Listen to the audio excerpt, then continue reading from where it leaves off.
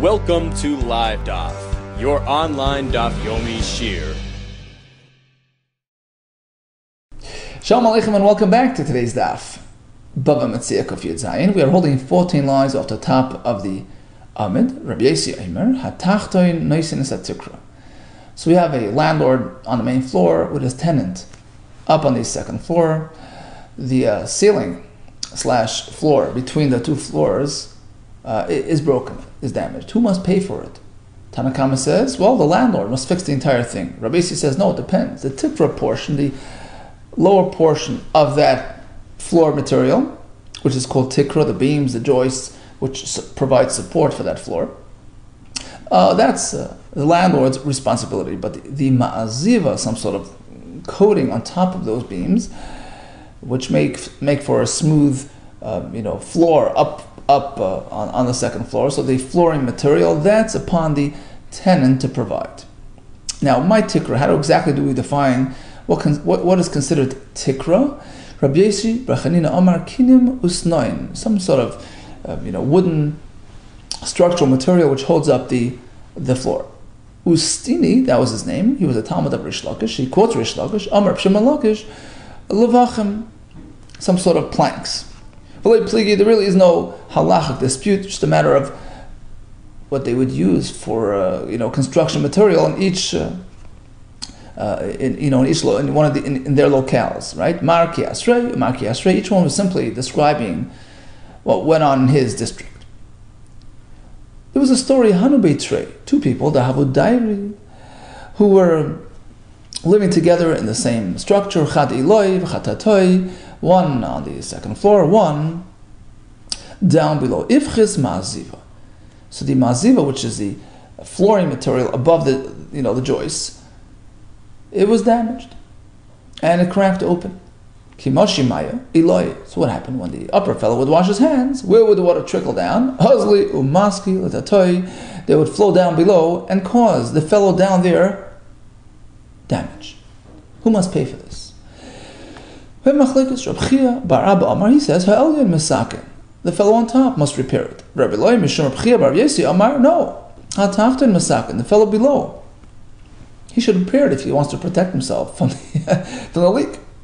Visi manech, and in order to actually remember who said what, we have a pasuk in Bereshis Lametes. V'Yosef Hurad Mitzrayim, going on Yosef Atzati, he was taken down to Mitzrayim. Rashi says the targum of Hurad is chas. He was taken down. So Rabbi Yosi, which is similar to Yosef, he says is chas, go down and send the bill to the main floor resident. Says the Gemara, perhaps this can tie in to the Machlekes in our Mishnah, which the Gemara now presumes is tied into this discussion.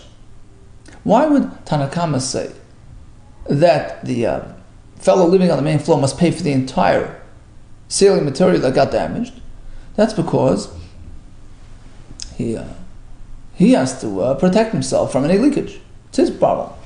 Whereas Rabbi Yehuda says, well, the actual structure, of course, that's the landlord's responsibility, but the added coating on top, which is meant to protect from leaks, to make that waterproofing effective, well, that's the upper fellow's responsibility.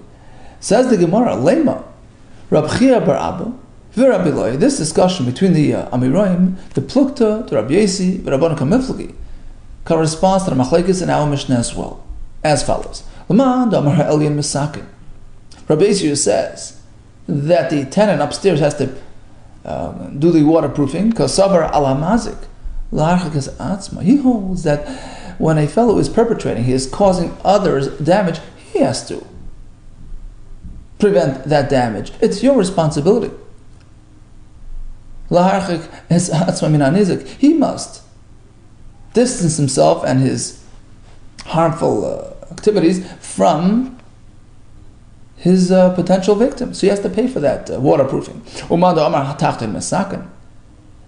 the Chachamim who say no, they disagree. The landlord, the fellow on bottom, he must waterproof his ceiling because Kasavar, he holds ala nizak la'archagas atzmai. When there's an issue and a fellow is susceptible to damage, he must protect himself. So he should waterproof his ceiling to prevent water from flowing in. La'archagas atzmai min hamazik. Says the Gemara v'tisbra Rabbi Yosef Rabbanon leinin zaken pligi. Can you even suggest that the machlekes in our Mishnah revolves around this question of who has to, do the act, who has to step up to the plate? Is it the mazik or the nizak? No, we actually find this very discussion elsewhere, and the names are reversed. It's not. We have a Mishnah, Marchikin ha'se'ilah min ha'boyer, esrim v'chamesh amma. So let's say your neighbor has a boyer, a pit in the ground, and the pit has, supporting walls, and you shouldn't be planting a tree nearby because the roots might interfere and weaken and eventually perhaps collapse the walls of that boyer. So what is the proper distance between tree and boyer? Says the Mishnah, Marchikin ha'se'ilah min ha'boyer, he meant to keep away from his boyer, esrim v'chamesh amma, 25 amma gap between your tree and his boyers. The roots don't damage his boyer. If you have these trees which are very substantially sized, and Rashi says they have extra long and significant roots, so these really spread even more than your standard tree. Chamishim amma, you have to keep 50 amma away. Bein milamala, whether the boyer is higher up on the grade, bein atzad, whether the boyer and the tree are on the same level. We have the same halachis. Keep away. Now, if the boyer preceded the tree, so once you planted the tree, that tree is slated for removal. Your neighbor can force you to chop it down, and actually, he'll pay you for it. That's the halacha. But if the tree came first, he can't force you to chop the tree. Safek zekadam. Let's say we're not sure what the sequence of events was. Was it the tree first? Was it the boyer first? He can't chop it off. Rabbi Yehuda, either way, even if the boyer came here first, he can't force him to cut. Look, be my guest. Plant your, you're allowed to make your boyer there, and Shimon can plant the tree in his property. Why? Alma Rabbi Yesi Savar, to clearly Rabbi Yesi holds that when there's an issue of potential damage, who must protect himself? The potential victim should keep away. He's the one that has to protect himself. So it's his responsibility to protect himself from harm. V'Rabbanon Savri, in contrast to the Rabbanon who hold, no, you're causing trouble. The perpetrator, the one that's potentially creating the havoc and damage, he has to keep himself away from the potential victim. So this is exactly the opposite of the way we're proposing to explain their discussion in our Mishnah, right? Because over there it's clear that Rabbi Yossi holds responsibility falls upon the victim. Chachamim say it's the mazik who has to keep away, whereas in our Mishnah we're proposing that it's exactly the other way around. Ela ki ikala meimar pligi. Says the Gemara, you're right. If there's any way to tie the machlikas Amiroim, right, discussed earlier regarding who has to take care of the damage in the ceiling, right? Who has to plug the leak, right? That was the machlikas Amiroim before.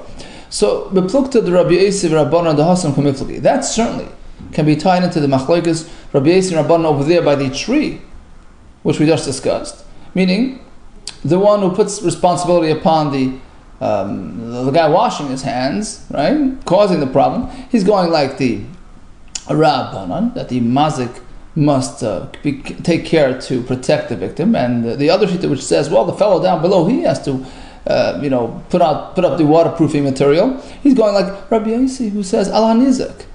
It's upon the nizak to protect himself. Okay, that's pretty. It's a pretty well lined up, matchup, right?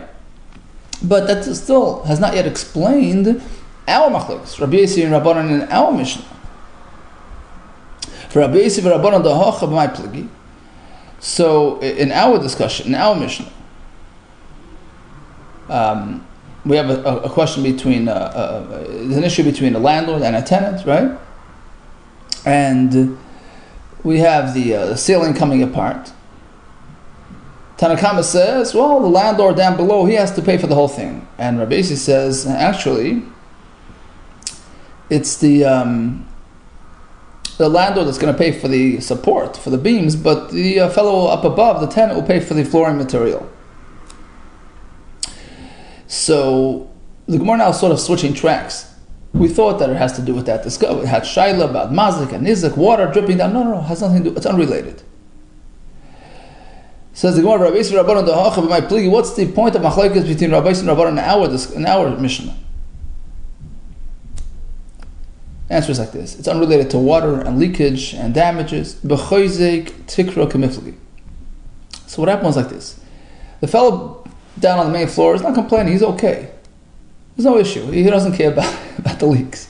Okay, it's the fellow on the floor, on the second floor, is complaining. He says, "Look, my floorboards are moving around. I need the reinforcement. You got to put some, plaster to keep it down, keep it smooth, right? Keep it in place. Otherwise, it's going to flip, and I'm going to end up on bottom, right?" So the question is how to deal with the ma'aziva part, right? That's the sort of the upper, plaster, whatever that they smear on top of the floorboards, on top of the beams to keep things smooth and reinforced. So that's been damaged. Who's responsible for that? Rabbana Sabri. Ma'aziva achsuki tikrahu v'achsuki tikra la tachton boy lachsuki. Rabbanan say, look, the ma'aziva is meant to reinforce the ceiling, the floor, and who has to do that? V'achsuki tikra la tachton. That's the landlord has to provide for a proper ceiling. Otherwise, the fellow walking on top is going to end up tripping and falling down. Rabbi Yossi savar ma'aziva. The point of the ma'aziva is ashvuye gumuisu. Primarily, it's meant to smooth the floor out, to make for a pleasant walking experience. Okay, if you want that, Mr. Tenant, pay for it. V'ashvuya guma is to smooth out the pits, and ala elyon la shvuya. He wants to smooth out imperfections. He wants a nice smooth floor. The elyon, the upper fellow, has got to pay for that. Okay, so bottom line, we have two separate discussions here. One pertains to a question of mazik and nizik. There's water dripping down. There's a concern. Who has to pay for that? So that's a machlokes, which pertains to the case of the tree as well. A mazik, the nizik, machlokes, reis rabbanan, and correspondingly we have machlokes amoraim as well. And now Mishnah, we're not discussing mazik and nizik. We're discussing who has to maintain the floor. Is it considered structural? Is it considered cosmetic? And that's the machlokes. Eini, says the Gemara, how can you tell me that when there is an issue of water leakage, right? So, according to Rabbi Yossi, we say the nizik has to cover himself. The fellow below has to plug the leak. The fellow on top is not responsible for washing his hands over the other fellow's head. Really? Eini, va'amar v'ashir. Rashi says, Ki avina ben Rav Kahana, when it was by Rav Kahana, Armina, we still say like this. Mo'idu Rabbi Yossi begir delay. Even Rabbi Yossi, who says that typically the nizik has to protect himself, but that's only when the mazik is sort of causing, there's causation going on, there's a tree being planted, which eventually spreads roots, which, that's a garama, right? So we say, okay, at the time I didn't do anything, I just planted a tree, innocently planted a tree, I'm not responsible for any subsequent damage, you have to worry about yourself. But gear delay, if it's a straight arrow, I'm shooting an arrow, of course I'm responsible for that damage. So I wash my hands and I throw my water down on you, of course that's a problem. Even according to Rabbi Yossi. How can they get away from that? Answers the more the Paski Maya was speaking that the water didn't go directly down below. It's not a straight gush. It sort of hit the ground, well, there's nothing there, it drips down, so it's still going to be an indirect type of thing, in which case, Rabbi Yossi maintains that the nizik, the fellow down below, has to protect himself. Says the Mishnah, Habayis, Valiyah, Shoshnayim, Shenaflu. Now, in this Mishnah, we shift from landlord-tenant issues to partners. Two people happen to own one structure. There's a bayis, a main floor, and there's an aliyah, an upper floor above it. The building collapsed. Amar Bal Ha'aliyah L'Bal Bayis. Shimon, living upstairs, tells the fellow from downstairs, look, let's rebuild the house, live in it. When he writes to live in it, the fellow's not interested. He's not up to rebuilding the house. He has another place to live. But the Baal Aliyah, Shimon, living upstairs, needs a place to live. Now, he can't have a second floor without a main floor. What does he do? He's stuck. Says the Mishnah, Harei, Baal Ha'aliyah, Boines Habayis. So Shimon from upstairs, you know what he does? He rebuilds the first floor. V'dar b'seicha. And he moves in. He builds just one floor, moves in. Now he has a place to live. Ad, sheet and lo esitzi yosef. And this goes on until Ruvain compensates him for his expenses. Once he gets compensated, Once he gets reimbursed for his construction expenses, he goes ahead and adds his second floor on top of Ruvain's first floor. Rabbi Yehuda Omer, no, this is incorrect. Even in this case, since he's actually dwelling, he's residing in his friend's property, ultimately, the main floor will belong to Ruvain when he pays up for it. So technically, Shimon has now lived rent-free in Ruvain's property. Right? Now, although Ruvain wasn't really losing much on the deal, he wasn't holding by building anyways, but Shimon has hana. He's zenehene, right? He has hana, despite the fact that Reuben has no expense. He's not losing anything, but that's inappropriate, and it's considered as though Shimon got a monetary benefit from Reuben. Ultimately, it's like ribbis, because it's like he lent him the money. Now he's repaying him for building his house, and on top of that, he also lived there rent-free. So he really should be paying him rent. So this is inappropriate. Ella, rather, the correct way is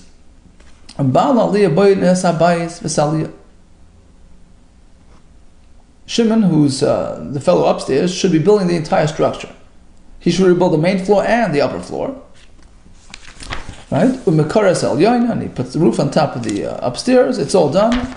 And now there's no issue, because he doesn't really have any benefit from living downstairs, right?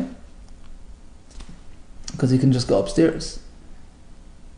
But he's going to sort of force the balabais to pay him up by sitting in the house until he pays him up, right? He lives downstairs until he gets reimbursed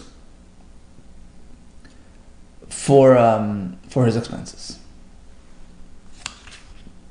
Says the Gemara, we find a total of 3 locations, 3 halachas that sort of all converge into this point. Shana Lana Rabbi Yehuda teaches us the same point. One is not allowed to benefit off the other person's property or possessions, even in a case where the other fellow is not losing a penny. Like in our Mishnah, there's zen nehene, he has a na on one side, but on the other side there's no loss involved. Still, you can't do that until you pay him. It's asur. So what are the 3 places? Chada, first place is right here, hadisnan. Idach, what's the other place? Ma'idisnan. Nisan tzemerlat saba. So you give raw wool material to a saba, to a fellow who dyes the material, and you intend on making yourself a nice red piece of material. It's bailei adam. V'tzavay shachar, turn it black. Or you asked him for shachar, for black, v'tzavay adam, he did it red. What happens now? The craftsman just pays him for his raw material, and he keeps the finished product. Rabbi Yehuda, no. The Gemara is assuming, because according to Rabbi Yehuda, the craftsman is benefiting from this whole story, because there was effort involved in buying the material, getting the wool, all that. So it's unfair for us to do that. Rather, we have to pay him some reasonable fair amount. So this raw material is now turned into some sort of colored, right, finished product, right? So there are 2 elements to discuss. Shvach, increase in value. How much did it increase? And there is haitzah, his expenses, his effort, right? So he gets the lesser of the 2 amounts. Ima shvach yoser al haitzah. If the shvach is greater than the expenses, so you pay him for his expenses and you're done. Vim haitzah yiser al shvach, and if the expenses are greater in number, greater than the actual increase in value, you give him the shvach, and that's it. And then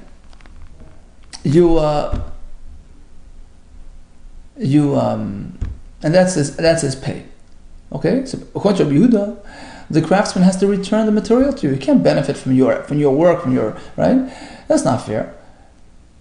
Right? Rather, you give it to the customer, and he gives you, the lesser of the 2 amounts. So again, we see that one may not live off the other person's, money or possessions. Once again, we see the same point. And then finally, the 3rd case is as follows: So Shimon borrowed $1 million from Reuben, and he paid off part of it. Now, the problem is that in the loan document, it says $1 million. He doesn't want Reuven to hold on to that document, which will empower him to collect $1 million, right? So what do you do? So he takes the shtar and gives it to a third party, a trusted fellow. And the borrower tells the third party, he tells the lender, if I don't pay you in full from now until 30 days, so he's speaking to the third party, right? If I don't pay up, then give him the entire document back and empower him to collect the full amount. So he's sort of like penalizing himself. And what happens? 30 days arrive and he hasn't paid up. Does the third party carry out this threat? Rabbi Yehuda, he should give Reuven the shtar and have him collect $1 million from Shimon. Rabbi Yehuda, he shouldn't do it. It's unfair. Fact is, he doesn't really deserve to collect the full amount. So bottom line, we see in all three cases, Rabbi Yehuda is concerned about protecting a person's possessions, and we don't allow any hana'ah that's unjustified. Says the Gemara, no, who says it's related to this point? You're making this sort of common denominator, which is found in all three cases, right? No. Perhaps all three halachas are based on three separate rationales, which is unrelated to this point. Perhaps if Reuven has a no and Shimon doesn't have any loss, perhaps that's not called stealing. Rather, in our case, in our mission, the reason why we don't allow Shimon to live downstairs in this partially constructed home, it's only because Reuven, the Balabais, is going to suffer from this, because there's going to be wear and tear. He's going to stain the walls, right? The blackening of the wall. So there is chaser. He's losing. It's not just, why not give it to him? Inami. Likewise, in the case of the fellow who died at the wrong color. The reason why, in that case, we don't just allow the craftsman to walk away, scot. It's because, look, he did something terribly wrong. He was told he took raw material, meant to be red, he made it black. I mean, it's terrible. We shouldn't become mishana. And we have a mishnah, call him mishana. If you change the terms of your deal, you lose out. And likewise, in the third case, the fellow who paid partially, the reason why you can't give the full shtar back because it's an asmachta. It was an exaggerated promise. If I don't pay you, give it back to him, right? The Rabbi Yehuda holds asmachta is not a commitment. So perhaps these are the reasons for these halachas, unlike what we thought. Okay, back to our story. We have a bias, and on top of it, an aliyah, a collapse, and they would like to rebuild it. Amar Rav Achabar Adam Shmei Deula. Suppose the walls were made of stone, 5 tefach in width, so medium-sized stones, and the fellow on bottom wants to increase the size. He wants to use gevil. Gevil is a bit wider stones, 6 tefach in size. Rashi brings the Gemara in Bava Basra because it has these corners. It's a little bit jagged on the edges, so it's a bit bigger. He can do that because he's actually providing better support for the second floor. Bigger foundation, right? A more hefty first floor is even better than before. So we accept that proposal. But if he wants to downgrade, he wants to make it a thinner wall. He wants to go from a 6 tefach wall to gazes, which is more chipped stones, 6 tefach, smaller than 6. Ain't shemeloi, we don't allow it. Big kfisin shemeloi. Likewise, if they're going to use bricks, he goes from levanim to kfisin. Levanim are these bricks 3 tefach in width, and kfisin are 2 halves. Each one's 1 half, and they put a tefach of cement. A total of 4. A wall of 4 tefach in width. That's even better than before. Shemeloi, that's okay. But levanim and shemeloi, if he wants to go down to 3 from 4, you don't accept that, because now the building is weaker. Okay, in terms of the roof material, the ceiling material, if he wants to switch from shikma, which is a lower grade wood, to arazim, to cedars, sure, shemelei, perfect. Bishkamim and shemelei, if he wants to go from cedars to shikma, which is weaker, no, we don't accept that. Lamad b'chaloin shemelei, he wants to decrease the number of windows down the first floor, sure, great. Stronger walls, shemelei, perfect. Like harbis b'chaloin, he wants to increase the number of windows from before, ein shemelei. Like biyat, he wants to make a higher first floor, ein shemelei.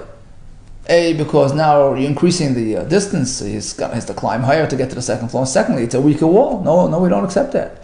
Lamai shemli, if he wants to go lower than before, that's fine. Elyon shabal shanis. And likewise, on the flip side, the fellow up a stairs wants to modify the building material from the way it previously was. So there it goes the other way around. The lighter, the weaker, right? The less load he's going to put on the first floor, the better, right? Shabal Shanis Begazes wants to go from a 6 tefach stone to a 5 tefach stone, great. Shemelei. Begvil and Shemelei, he wants to upgrade to Gvil, no. Begfis and Shemelei, he wants to go up to wider bricks, no. Right? To the 4 tefach brick wall, no. Belevein and Shemelei wants to go from 4 to 3, fine. Barazim and Shemelei wants to go up to heavier cedars, no. B'shikma shemelei wants to go down to shikma, great. L'rabes b'chalonis shemelei wants to increase the windows and lighten the load, sure. Lamad b'chalonis en shemelei wants to go decrease the window number, no. Lagbia en shemelei wants to build a higher second floor, no. Lamai shemelei wants to go shorter than the past, great. One more halacha. Ein loy lezev loy lezemai. So in the Mishnah we discussed where Shimon wants to rebuild, Reuven doesn't. Let's say they both not able to rebuild. Who does the property beneath this jointly owned house belong to? Tanya, Rabbi Nassan Eimer, Tachtei Noitel Shtei Chalokim, Ve'elyon Shlish. Reuven on bottom gets 2/3 of the property value, and Shimon gets 1/3. There's another shita, Tachtei Noitel Shtei Chalokim, Ve'elyon Noitel Raviyah. Reuven on bottom gets 3/4 of the property, and Shimon 1/4. Amar Rabba, Nakoit, the Rabbi Nassan Be'atcha, adopt Rabbi Nassan's opinion. The Dayanu, he's a Dayan, a renowned, respected Dayan, he's an Abbezn. V'nochas Lom Kadadina, he delved into the depth of the halacha, and he's right on. Why? How does he get this formula that the Tachten gets 2/3 of the property and the Elyon 1/3? Because Savar, he holds like this: Kama mafsid aliyah bebayis tilsa. A house with a second floor, right, is certainly weaker than a house without a second floor. That added wear and tear, that extra weight, takes away 1/3 of the longevity of the house, right? It's going to last 1/3 less than otherwise. So Hilkach is a tilsa. So it turns out that Shimon on the second floor really he owns sort of 1/3 of the property. He has a schus, which amounts to 1/3 of the overall value of the area. So that's how we get to this formula. Reuben on bottom gets 2/3 of the property, and Shimon is entitled to 1/3 and no more. Okay, bottom line, we have a Mishnah with an Elyon and a Tachta. In the first Mishnah we discussed a landlord versus a tenant. We discussed a mazik and a nizik, with water, without water. We discussed the next Mishnah where the house collapsed, question of rebuilding it, how to proceed with an uncooperative partner. We discussed regarding changing and modifying building material, and ultimately, who does the property belong to? All the best to you, and Atzlach.